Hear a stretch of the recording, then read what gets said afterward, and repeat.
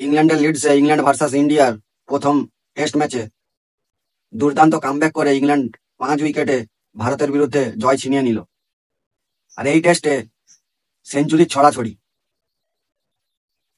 7টা century হয়েছে এবং একটা 99। হ্যারি ব্রুক 99 আউট হয়ে যান। তাকে যদি ধরা যায় প্রায় 8টা সেঞ্চুরি, পুরো রেকর্ড, যার মধ্যে ভারতের 5জন সেঞ্চুরি করেছেন এবং ইংল্যান্ডের 2জন।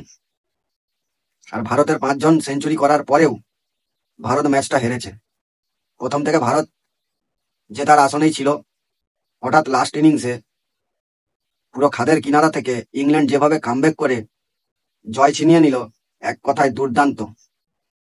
সব থেকে বড় জিনিস, 5খানা সেঞ্চুরি এবং জসপ্রীত বুমরার প্রথম ইনিংসে 5টা উইকেট নেওয়ার পরেও ভারত ম্যাচটা হেরে গেল।